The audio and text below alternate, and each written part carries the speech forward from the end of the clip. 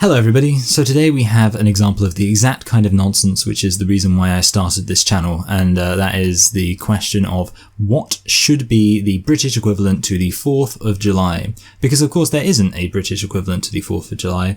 Spoiler alert, the reason why I'm uploading this video now is related to when I think the day should be. And indeed, I kind of would have preferred to be uploading this video a bit later, so I had more of a established history of videos on this channel, which are about slightly more interesting topics. But this is just how it is right now. Anyway, so to immediately jump into things, I want to talk about some potential candidates for the British equivalent to the 4th of July.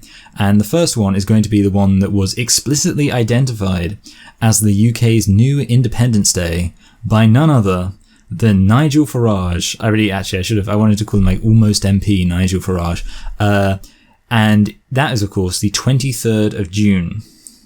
So after Britain had voted to leave the EU, he came out and said, the 23rd of June will go down as Britain's Independence Day, and everybody cheered. Now, the thing is, I don't think that this was actually declared seriously. I don't think he was really saying that the 23rd of June should assume a position in the British consciousness to parallel the significance of the 4th of July in the American consciousness. And apart from anything else, two main issues are, one, that leaving the EU was insanely recent. So obviously, the 4th of July is baked right back into America's history. Leaving the EU, very recent, not much of a precedent there.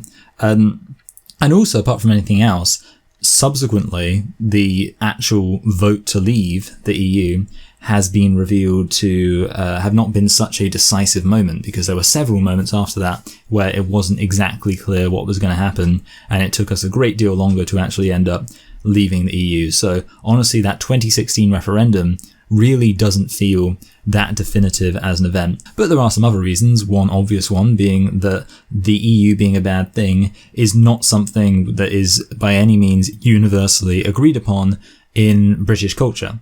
Indeed, it was actually a 50-50 split kind of thing. So you can't really, I think every American pretty much is of the opinion that independence was broadly a good thing. It's certainly not like a controversial thing to say that you are pro America's independence.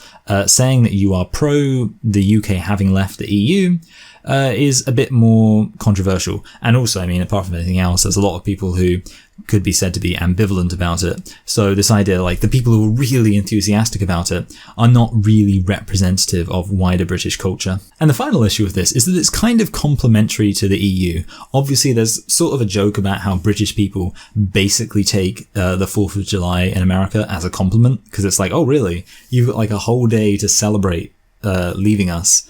That shows how significant we are. We're a tiny little island, and yet look at all these countries that, the most important day of their year relates to us. That's actually, that's a bit of a flex, And within that context, apart from whether or not the EU was a massively bad thing for the UK or not, certainly it just wasn't that important. And, therefore to say, that leaving the EU should be this big momentous thing, not really a good idea, because at the end of the day, you would basically just be elevating the EU in the British consciousness by saying that the 23rd of June should be our Independence Day. That was a bit too long talking about something which, like I say, I don't think anyone has ever seriously proposed as a day that should really be celebrated. Now, the next day to consider would be Remembrance Day, which is the 11th of November. And the thing about that is it is probably the most patriotic day in the UK. It's the day where people actually really kind of almost express their support for the UK in some sense, express their Britishness, and it's also a day which tends to be punctuated by some, for example, patriotic songs. It is, of course, the day where we remember principally those who died in World War I. Now, I'm actually of the opinion that it's not wholly awful that this day is patriotic. Some people will say that this day really shouldn't be patriotic at all. But I'm of the opinion, well, it can be a bit patriotic, at the end of the day, we are remembering the fallen of Britain.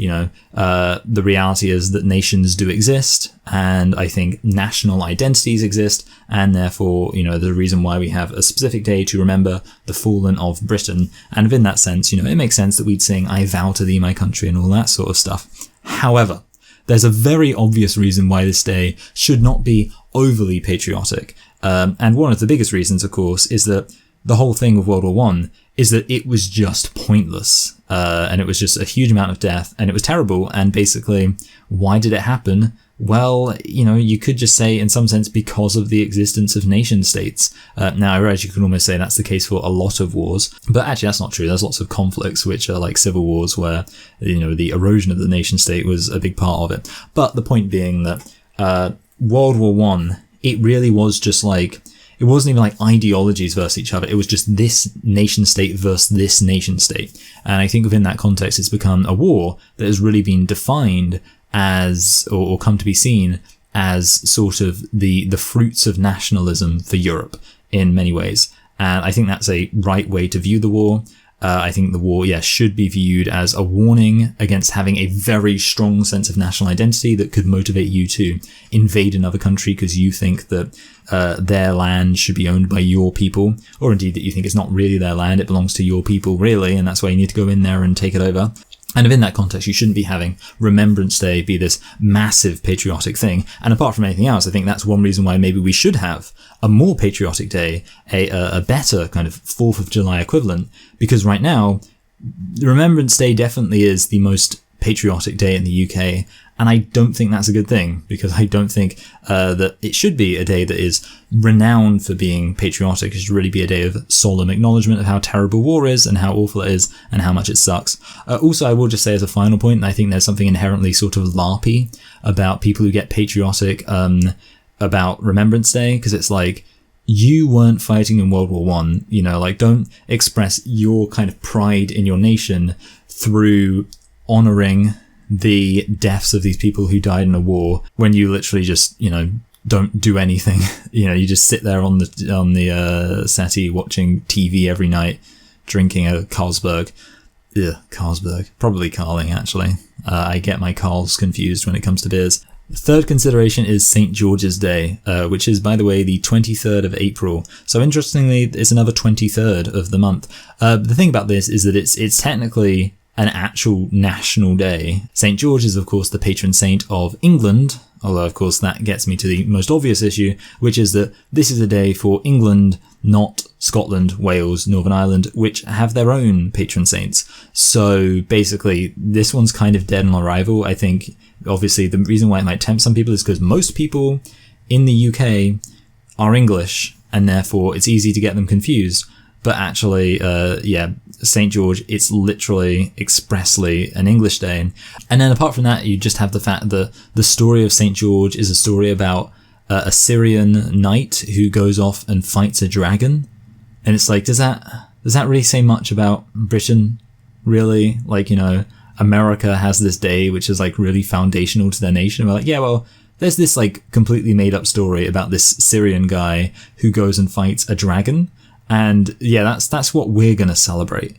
Obviously just complete nonsense. And I mean, patron saints, all that stuff. It's just, I don't think anybody should be basing like their national holiday on a patron saint day, because it's just bizarre. Another obvious candidate would be the anniversary of the Battle of Hastings, which was on the 14th of October. The Battle of Hastings was a very important day in the UK. It's considered the divide between the High Middle Ages and the Low Middle Ages, or perhaps I should say the Low Middle Ages and the High Middle Ages in the UK. It's when a completely new ruling line came to the throne, obviously the Norman line. So in that sense, it was foundational to kind of the UK as it is currently understood. However, the reality is that it wasn't really that foundational in a sociological sense, because most British people continued being British. They didn't suddenly become Norman.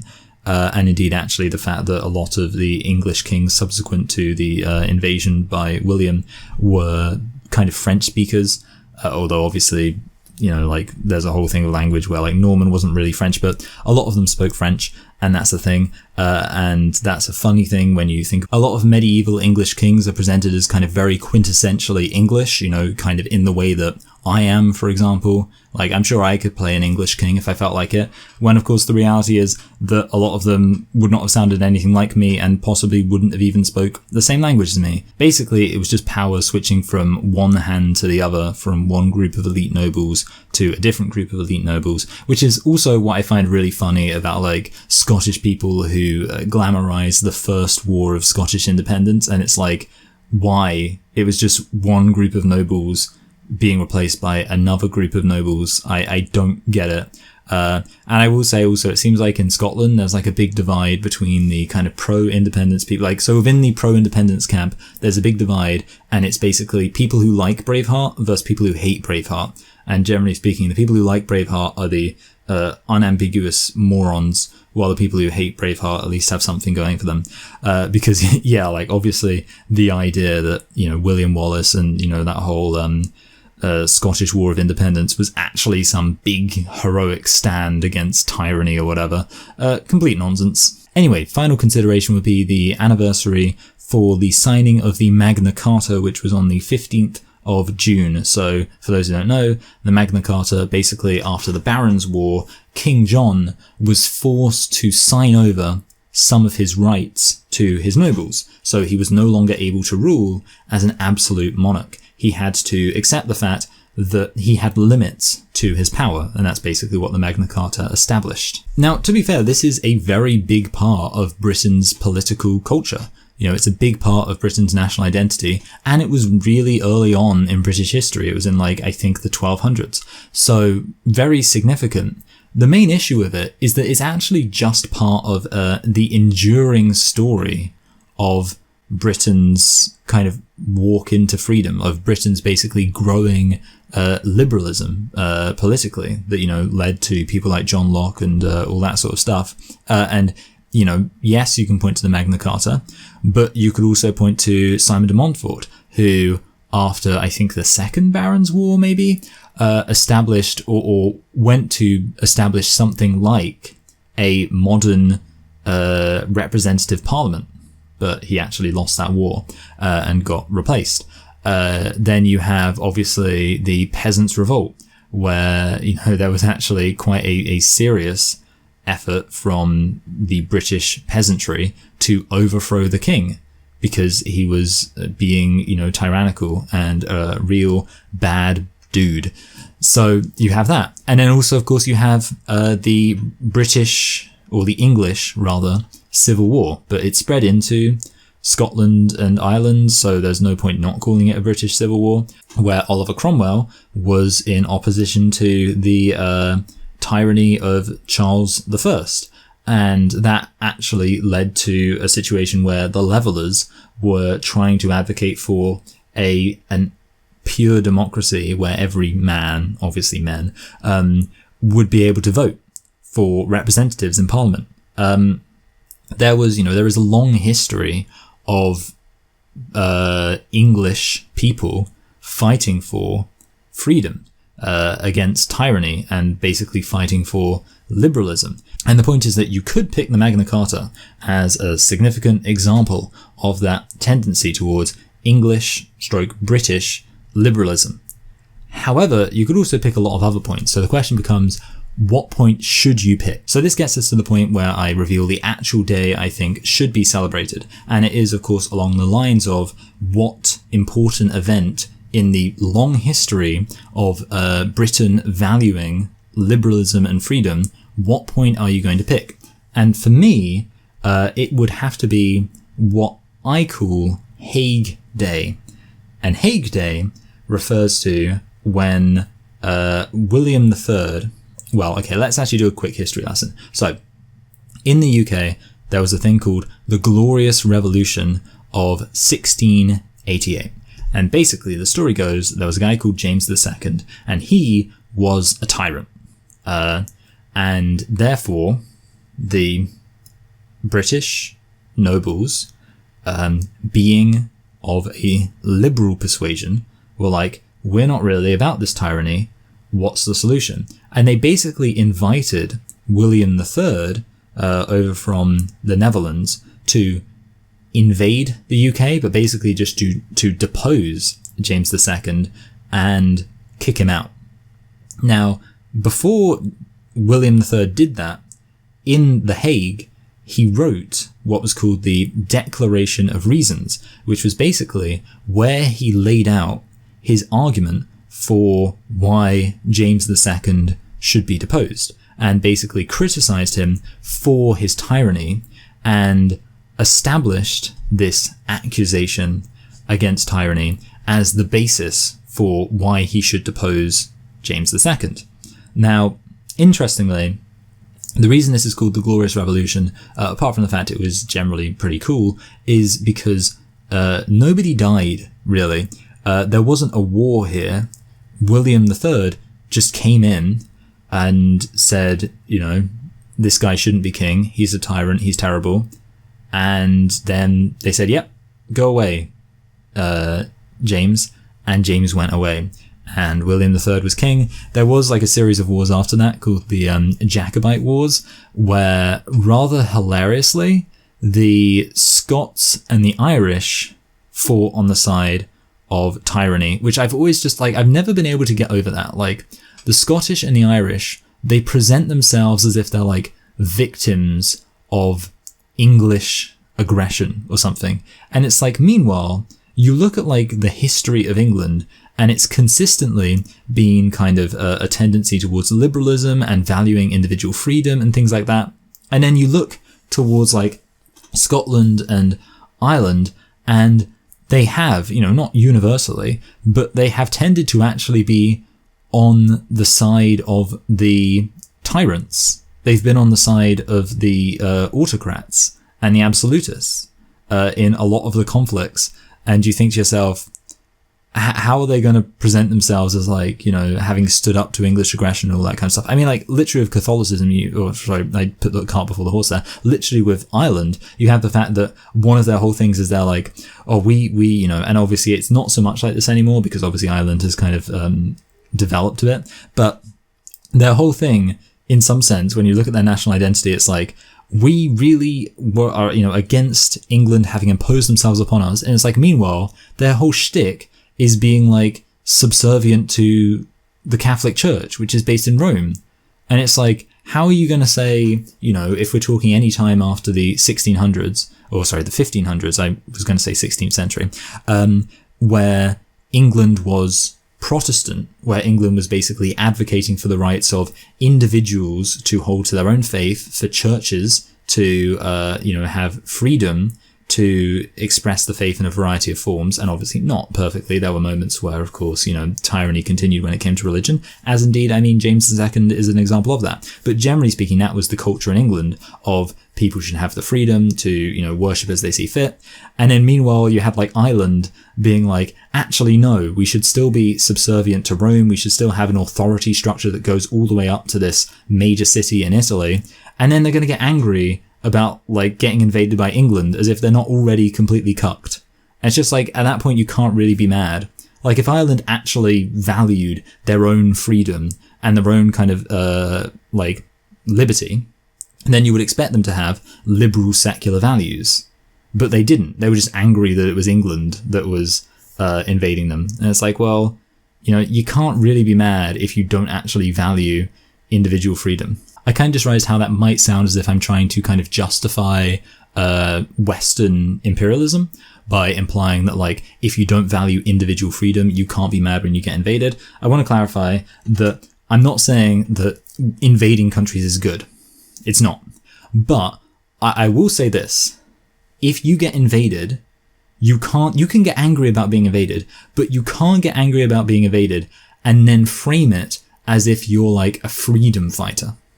Right? Because your society doesn't value freedom. So I think it's completely legitimate for the Taliban to be annoyed at having been, you know, to put it mildly, annoyed at having been invaded by the West. And I don't support the West having invaded Afghanistan. I think the West invading Afghanistan was a bad thing. I don't think it should have happened. I don't approve. However, I don't think the Taliban can present themselves as like freedom fighters, because they're not fighting for freedom, are they? They're not a society that values freedom. And that's basically my take on Ireland. Like, they can be angry about having been invaded by England, but they can't present themselves as like, oh, we stood up for our freedom and we got those evil English people out. It's like, No, you didn't, because you don't value, your society didn't value freedom. Your society didn't value liberal values.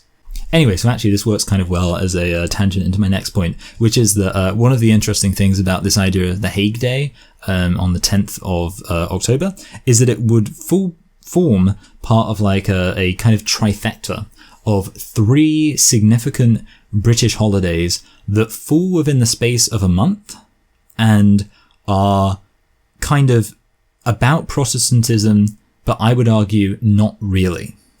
So the first one, and maybe the most obvious one from a British perspective, is November the 5th. So November the 5th is also called Bonfire Night or Guy Fawkes Night. Basically, the story of Guy Fawkes Night is that James I, not James II, James I was... I think he's kind of considered unduly something of a Protestant icon, mostly because he commissioned the King James Bible. And obviously the King James Bible is very important to a lot of, for example, Baptist Christians. And Baptists are, like kind of a hyper-Protestant to the extent that a lot of them will say they're not even Protestant, because they're like, well, Protestants were the people who protested against the Catholic Church. We weren't protesting, we just weren't even a part of it. So they say they're not Protestants. But yeah, Baptists. And so for that reason, King James is considered like associated with Protestantism quite heavily. But I have heard people say that actually he shouldn't be associated that much. And also that apparently he might have been in some sense same-sex attracted, which obviously I think a lot of traditionalist Baptists would not be on board with that. However, the important thing is that either way, this guy called Guy Fawkes decided that he didn't like that James I was a Protestant. And he wanted to basically turn the UK, or England, back into a Catholic theocracy. He wanted to take away all of the advances in religious freedom that had been achieved through the Reformation. So he decided to try to blow up Parliament with gunpowder. And then he failed, and for some reason we burn an effigy of Guy Fawkes on a bonfire, even though Guy Fawkes wasn't burned at the stake, which is interesting in terms of this not really being about Protestantism, because the point is, it was terrorism. That's what he did.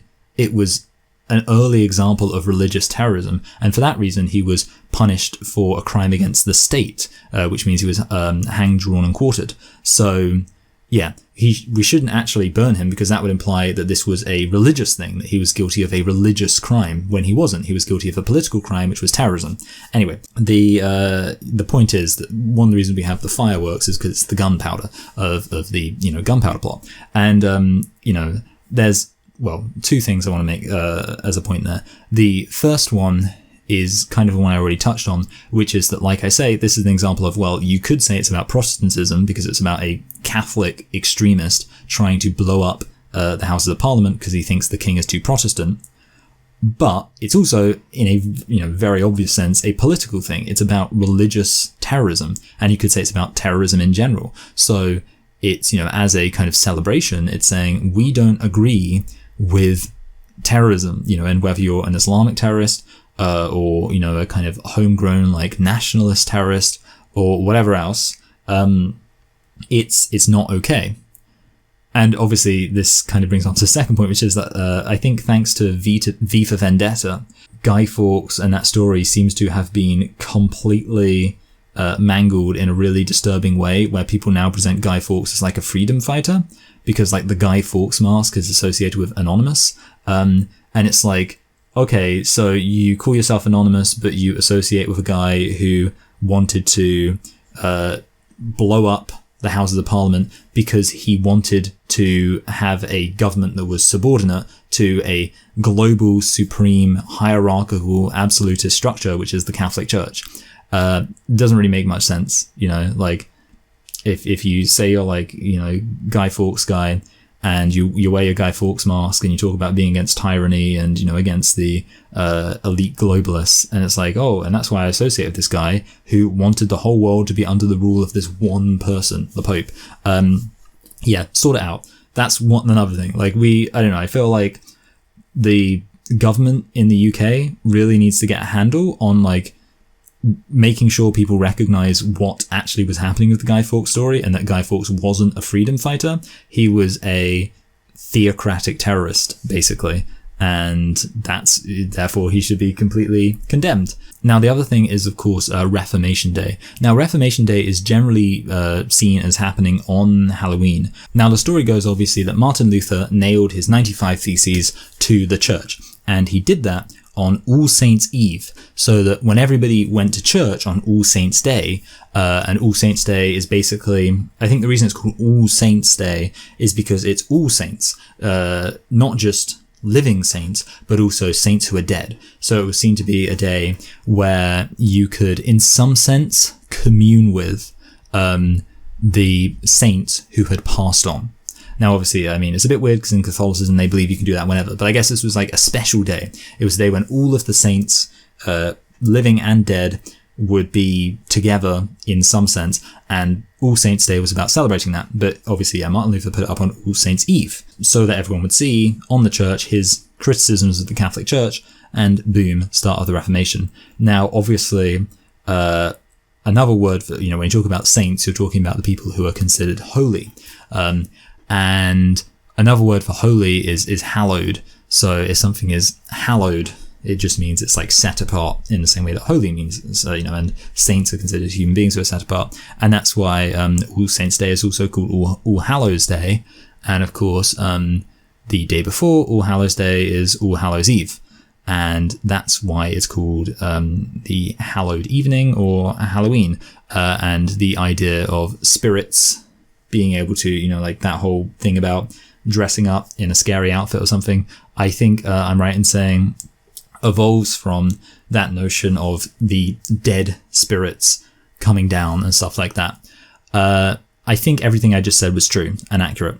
But if it isn't, I don't care because it's a good story. Anyway, so this is generally considered Reformation Day, and Halloween is considered Reformation Day by a lot of people. Now, I personally don't like that because it's like, you're just confusing things at that point. So I've always thought that we should say Reformation Day is All Saints' Day, aka November the 1st, just because that way you're not treading on the toes of Halloween, and also like All Saints' Day was when everybody saw the 95 Theses. So I think that's correct.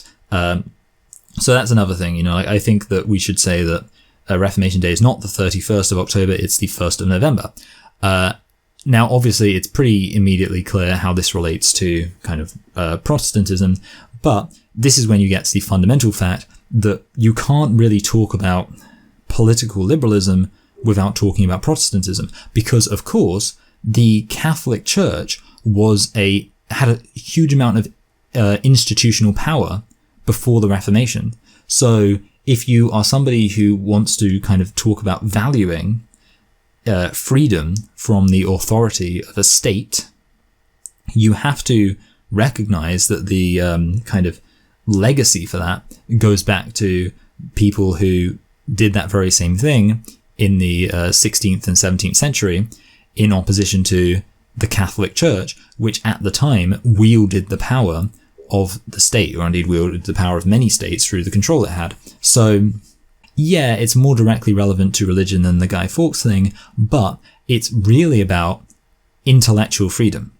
And obviously, I think if anybody's a fan of mine or into the gender critical stuff, they'd be a big fan of intellectual freedom. So for me, I think that Reformation Day is really cool because I think to myself, yes, this is like the start of intellectual freedom being recognized as a good thing in a way. Obviously, I mean, you could say it was recognized in some sense before then, but this was like the point where people were dying for intellectual freedom. This is the point where people were being tortured for intellectual freedom. And the freedom to question this institution, which said that they had the right to unquestioningly declare things to be, true knowledge and correct and the kind of like authoritative truth.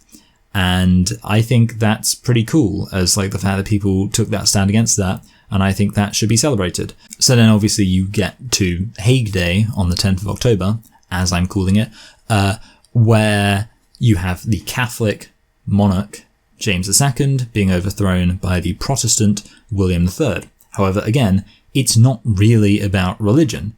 It's about the fact that James II is considered a tyrant, but a lot of the time he's considered a tyrant because of his religious convictions, which moved him to try to engage in certain excesses as the king. He basically tried to force things in order to promote Catholicism, and that's one of the ways that he was tyrannical. He was basically trying to force his religion back onto English society in a way that contravened the freedoms of the British citizens. And for that reason, that's why William III came in. And, within that context, in some sense, there is a religious element to it, but it's mostly, again, about political freedom. It's about freedom from tyranny. So overall, I think this, a slightly under a month-long period between the 10th of October and the 5th of November is really interesting just in terms of, recognizing that you can't really, claim to care about freedom, especially intellectual freedom, but also, political freedom, if you aren't going to kind of give credit to the Reformation. You can't talk about, how people who use acts of violence to try to silence dissent are wrong. If I'm obviously, when I say you can't do this, I just mean it doesn't make sense to. If you're not going to then kind of turn around and acknowledge that it's good, for example, that we celebrate on the 5th of November the failure of a terrorist to use violence to basically bring England and England's governance in accordance with his religious whims and things like that, I think it's a good thing to celebrate this kind of association between the, like I say, very real sacrifices of people in the 15th and 16th century for intellectual freedom. And I think that having another day which does that is fine and dandy with me. Now, the other thing I want to touch on is what this celebration would say about British culture, because I've kind of touched a bit on the Protestantism and religious angle, but there's also, I think, how it relates to British political culture, and I want to kind of contrast it a bit with American political culture. And the first point I want to make is that this event is not nationalistic, even though it would be a day of kind of patriotic celebration. It's not a nationalistic event, and you contrast that with America and the way that the 4th of July is viewed, because the 4th of July is viewed as both a day that established this idea of, freedom in America, that Americans would have freedom, and yet also the day that established America as a nation state, independent of the UK. And I think that the consequence of this in the American political culture has been disastrous, because it creates a situation where being patriotic is automatically associated with loving freedom in America. And that means that guess what? Fascists are really patriotic. And it just means America is so obviously primed for fascism. It's you couldn't make a country more primed for fascism than America if you tried. I think the only thing saving America from fascism is the fact that they're so wealthy. The fact they're wealthy enough that most people, I think, aren't going to be swept along with the kind of fascistic fervor that is, can bring about that type of governance. However, even then, they get pretty close when you look at a lot of their kind of political personalities, and compared to every other liberal Western democracy, America's a terrifying place, because you just think all you need, Trump got so close, and literally he was basically planning on stealing the election, and they were just yeah, this is fine. My point is basically that the American political culture around the 4th of July allows for fascists, basically, and people adjacent to fascism, I'm using fascism maybe in a broader sense than it might typically be used, but it certainly would allow fascists really easily to push a hyper-nationalism, as fascists would, while presenting it as, it must be a love of freedom, because after all, America is freedom. If you love America, it means you love freedom. Now, of course, in contrast, this Glorious Revolution celebration is the exact opposite. This is talking about freedom by pushing out James II, the English monarch, and instead getting the guy from the Netherlands, William, in. So basically, the idea of freedom presented here is one which actually supersedes nationalism. That far from nationalism or patriotism being a thing where you go, yeah, I love America, and I love freedom, and I love to fly that flag high because it shows I believe in freedom. Instead, it becomes, actually, if you believe in freedom, if you value liberty, then sometimes that means basically kind of, you could say, being disloyal to your country, or being disloyal to the authorities of your country by inviting in somebody from a different, America, they associate freedom from foreign domination with liberty. And I disagree with that entirely. I think that actually a lot of the time liberty can be expressed or achieved through allowing in foreign influence, allowing in other countries, allowing in people of other nationalities, because I believe that ultimately freedom extends beyond national borders. So I think that's a really good thing to celebrate. I think it's a really good thing to celebrate the fact that in the UK, when you look to our history of how freedom has been fought for and how freedom has been won, it's not been won along nationalistic lines. It's actually been won in opposition to that a lot of the time. Now, the second thing I want to point out is what I've already said, which is that this is not one singular event. And I think that's kind of a good thing. And I don't think that should be lost when we talk about Hague Day, as I call it. Basically, in the UK has a history of slowly becoming more and more free. And, there have been, bad moments in the past, certainly. But generally speaking, from the Magna Carta until now, there has been a consistent trajectory towards more liberal values. I think I might have said towards because I was about to say more. Anyway, the important thing is that that's it. It's not really just like one singular event you point to. But of course, when you look at America, you see that they have this idea that there was one event in the past where America became free. Like America used to be unfree and then it became free with basically the Declaration of Independence and the subsequent kind of drafting of the Constitution. So whereas in the UK, you have this understanding that, it's not as if there was one singular moment where the country went from being, kind of unfree to being free. It's been a slow progression. And that allows us now, for example, to talk about, well, how can we continue that progression? How can we become more free still? And that's why it's so easy to talk about kind of reforming the government in the UK, because you can recognize that actually there's never been a point in the past where it was like, oh, the government was perfect. Whereas in America, that is exactly the idea they have. They have this idea that there's one singular event and they're obsessed with that event such that it completely corrupts their political culture and completely ruins any attempt at advancing beyond that point. And this really is when I need to get to my kind of third point, which is that the Glorious Revolution was not perfect. And conversely, Americans, they basically believe that the America after the Declaration of Independence and all that stuff, it was perfect. It was free. That was freedom.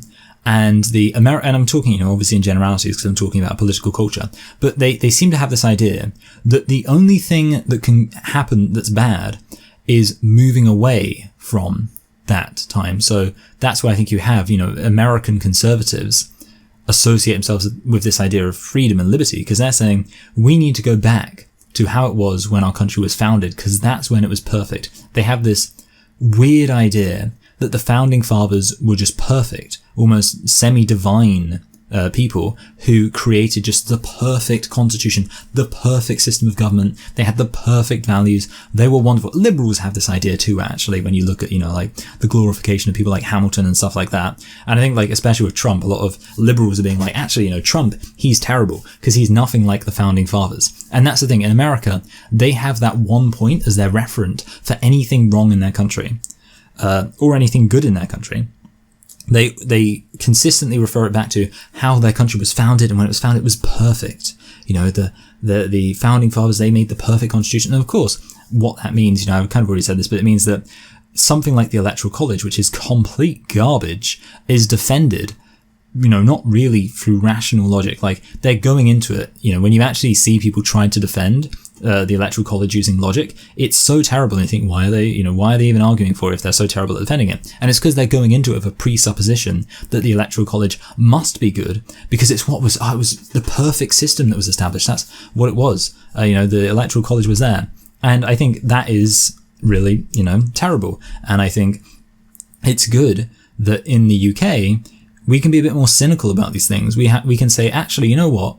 There was no point where, like, this country was perfect. There was no point where, like, suddenly we achieved freedom and we just have to, ensure that we maintain that freedom. No, this country has consistently had, pretty rubbish things going on in terms of, like, how much freedom has been valued and also how much freedom has been curtailed.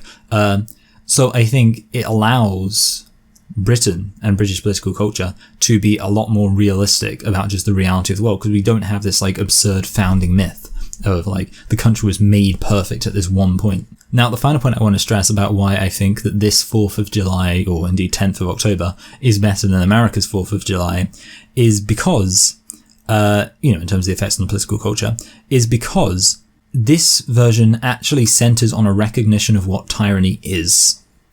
So basically, when William III made his Declaration of Reasons, he gave, in my opinion, the perfect summary of tyranny. And I'm not going to quote it directly, but he basically said that human beings had become subject to arbitrary law. And I think that's, like, I've always believed that is what tyranny is. Tyranny isn't, and this is where I get onto the point. Americans seem to understand tyranny as relating to the degree to which the government does stuff. They seem to have this idea that the way you achieve freedom is by curtailing certain things that the government can do and making sure the government doesn't do too much. By limiting the government. That's how they believe that they can reduce tyranny, which is, of course, complete nonsense, because tyranny can extend beyond the bounds of the government. And that's what libertarians don't understand, because libertarians are just complete morons. So basically, in short, that's my issue with, I don't think Americans understand what tyranny is. I don't think any of them realize, and it's basically demonstrated by the fact they seem to think that tyranny is just when the government does too much stuff. When, of course, the reality is you can have a very involved government and it's still not tyranny. And indeed, you can have a not very involved government at all, and it could still be tyranny. What makes something tyranny is, as William III recognized, that it's arbitrary, that it's happening just because of the whim of one person, that it's not based on reason or rational thought. That's what creates tyranny. I would rather be governed by somebody who wants to control every aspect of my life, but is completely reasonable in terms of what it is that he wants to govern. So, for example, he says, I want to govern the food you eat. I want to make sure it's safe and sustainable. I want to govern the technology you use. I want to make sure that it's, fast and affordable and doesn't break down or whatever.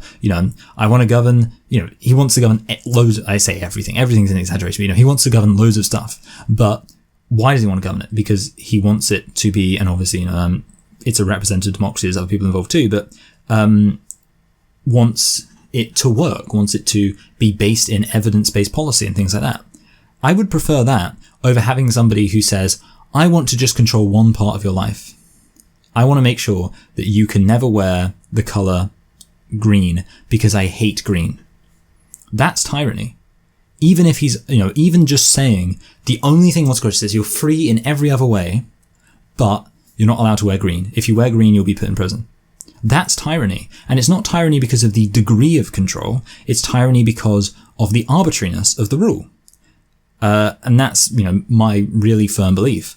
And yeah, the point I want to stress is that when you look to that story of the Glorious Revolution and you look to the Declaration of Reasons, it gives us basically an explanation of what tyranny is and what it is we should be opposed to.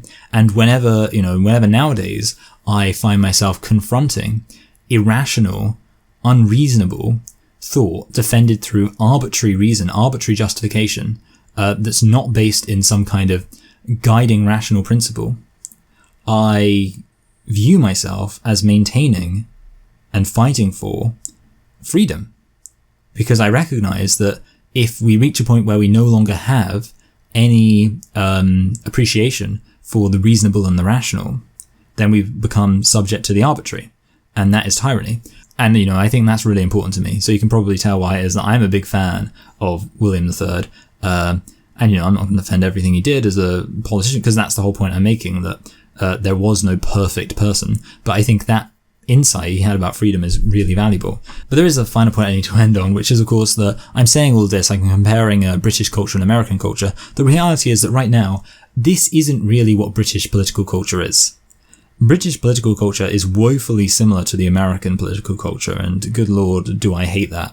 And the reality is that I think that British political culture should change, and I think it should change by looking to British history and seeing what lessons can be learned about British history, and actually establishing a mythology for the UK that will inform a greater sense of national identity. That's my belief. And, I think that one of the things we need to do is look to some of the events that we, actually do celebrate, and also some events we don't celebrate, and say, what can we learn from those, and how can they inform how we view our country and, our citizens in relation to the country, and our values in relation to our history. And I think that's really important. So I guess the final question is, what would you actually do to commemorate Hague Day? Because it's all very good saying, well, I like to think at this point you're listening to this and you're saying, yeah, actually, you know what? This seems like a good holiday. It seems like a holiday worth celebrating. Because I imagine, if you watch my content, you have the same appreciation for the inherent value of reason and rationality, and you support that in contrast to arbitrary rule. And in that context, you're like, yeah, good, get it, William. You did a good job explaining why that was bad. So I'd imagine maybe you're on board, but you think, well, it's all rather good selling, we should celebrate it, but how should we celebrate it? And this is a bit tricky, of course. I did want to just reflect on how we celebrate other things. So, of course, bonfire night, we have the fireworks, which makes sense.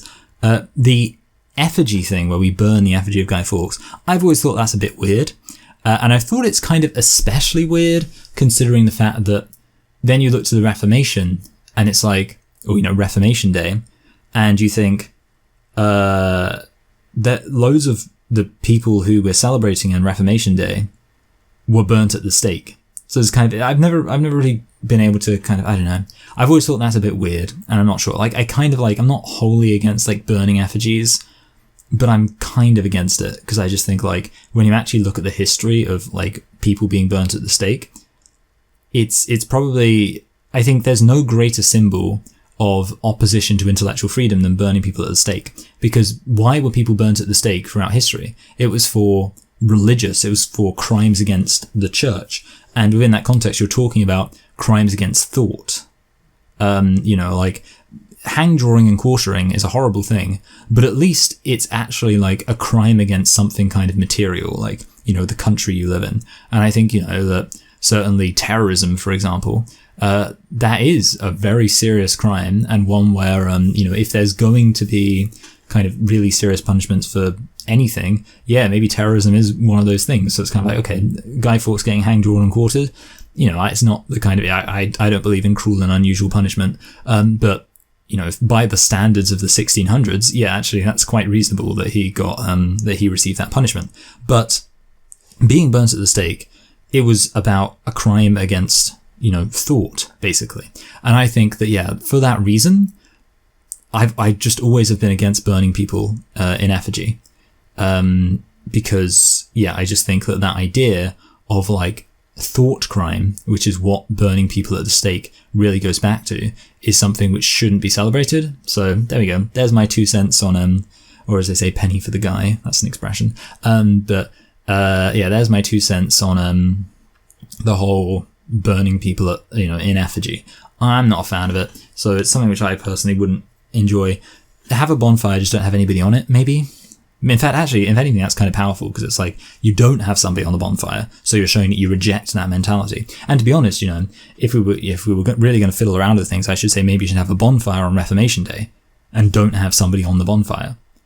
because you're showing, hey, look, there's nobody on the bonfire because we don't do that anymore. We're having a fire, but we're not burning somebody on it because we're not a bunch of savages. But yeah, the thing about Reformation Day is like the fact it's so close to Halloween, it does like give an opportunity for people who are against the Reformation to make kind of cheap shots. Like, oh, tell you what's, Halloween's scary, but I tell you what's really scary, Protestants, which is fun. Anyway, the fact that like Reformation Day is so close to Halloween, which is admittedly like a really fun holiday, does mean it's always going to be overshadowed. So I'm not really sure if like you can ever make Reformation Day work. I think if Reformation Day is going to be a thing, I mean, it kind of helps that the UK, has kind of an established religion to some extent, because it means that you can actually celebrate things like relating to religion. But yeah, ultimately, I think Reformation Day is probably just always going to be a bit of a religious thing, but that doesn't mean it can't be acknowledged in some official capacity, because this is the UK, where we don't have like the pure kind of secularism of America or France, where it's like no religion allowed ever, which is fun. But then we get to the Hague Day, and there are like a few things, when you think about like other kind of celebrations, if you're looking to other celebrations, you could say, oh, maybe you have a feast. Or you also, obviously St. Patrick's Day, you wear green. It's true that so William III, I believe, was William of Orange. I'm not sure if he was the only William of Orange, but William of Orange. And for that reason, I think actually people wear orange sometimes when they're celebrating the various achievements of William III and possibly subsequent people associated with the House of Orange, which could work. I don't know if I'm fully on board with it because orange isn't a particularly nice colour. But I think the easiest solution is just to go back to what I've originally made this video about, which is the fact that this should be the British equivalent to July the 4th. So I think just have it be really patriotic, because obviously, like I said about Remembrance Day shouldn't be our most patriotic day, and yet currently it is. So in my view, this should be the really patriotic day, and you should probably have like a big community party, like kind of maybe on a field or in a community centre, and it should just be decked out with Union Jacks everywhere, or Union flags, sorry, because it's not at sea, it's not the Navy. So yeah, Union flags everywhere. Just like proper go American with it, actually just really commit to the patriotism of the whole thing. And I don't know, everyone can have fish and chips, I guess, or whatever, beans on toast. The point is, really celebrate the patriotism. And I think at the end of it, everyone can sing like Land of Hope and Glory, because of course God Save the Queen is a terrible song and should not be our national anthem. Land of Hope and Glory is much better. So I think people should sing that at the end, in the same way in America, they'd probably sing the American national anthem on July the 4th. So yeah, I think that just really lean into the patriotism, which in some sense should kind of be obvious because I've been saying from the beginning, this is the British equivalent to July 4th. But the other point to be made here is, of course, that I don't think patriotism is necessarily bad, because patriotism isn't necessarily chauvinistic. Patriotism isn't necessarily saying, we're the best. It can just be saying, you know what, we're a people who exist, and I'm happy with that. And in this case, I think, when you look at specifically what this is celebrating, it's celebrating something which is decidedly not a kind of chauvinist nationalism. When you look at William III, he was from the Netherlands, and yet he is a big part of our story in terms of how we kind of overthrew a tyrant and all that kind of stuff. So I just think that's worth kind of celebrating. It's worth kind of, if anything, it's an antidote to the patriotism that is chauvinistic. And I think, realistically, I don't think it's a good thing that in our society right now, you mostly have kind of or kind of conservatives, let's say, in broad terms, who are very patriotic. And I think you could say a lot of self-described conservatives are barely even patriotic. But let's say in general terms, you have conservatives who are kind of patriotic. And then you have liberals who are just so anti that. Like liberals who are ashamed when they see a Union flag, who think that if somebody like hangs an English flag outside their house, it must mean they're racist. We have, in the UK, we have a very strong divide between and I've seen this firsthand in, conversations between liberal members of my family and conservative members of my family, where basically the conservatives want to celebrate England and they want to say England is good and I like England, or again, it could be United Kingdom, it doesn't really matter. I live in England, so of course a lot of time people will speak about England rather than United Kingdom, but I'm not conflating the two, but from the perspective of an English person, well, England, United Kingdom, it's similar. But then you'll have like the liberals saying, no, actually, I don't think we should celebrate England. I don't think we should celebrate the United Kingdom. I don't think it's good to be proud to be English or good to be proud to be British. And I just think whether or not you think it's a good attitude to have, I don't think it's a very productive attitude, because I think a lot of people do like the country they live in. And I'd argue that's quite a normal thing. And I think it's just not helpful to kind of have your entire ideology basically be saying, hey, this country I live in, screw it. And like sometimes you can rag on your country a bit. I certainly rag on the United Kingdom a bit. But I always do like to come back to this idea of, I think there are good things about England. I think there are good things about the United Kingdom. And I think those things should be celebrated. And I think this would be a good way of doing that. I think it would be nice to actually have a kind of patriotism that unites this country rather than divides it. And I think that the Hague Day would be a really big part of that. Goodness me, this video was way too long for what it was. This is what I mean. I mean, like, tell you what, did I not predict up front? This is the kind of nonsense I would never do on my other channel. Well, I used to, but this is why I'm doing it on this channel, because you can't be mad. This is just a second channel. Literally the whole point of this is it's just nonsense. You can't get to the end of this video and be like, wow, that was boring. I don't want to listen to some guy talk about a holiday he'd like to exist. But you can't be mad, because that's the whole point of this channel. And I love that. I love knowing that I just have complete freedom to talk whatever nonsense I like, and I don't have to worry about it. Anyway, that's the end of the video. I think I've already said that I don't really have like an outro thing for this, because I don't need an outro. That's it. I don't need to say like and subscribe and Patreon and all that, because it's just a second channel with no purpose, with no mission statement, no theme, no person. If anything, it's actually more personality. But what a great situation. Bye.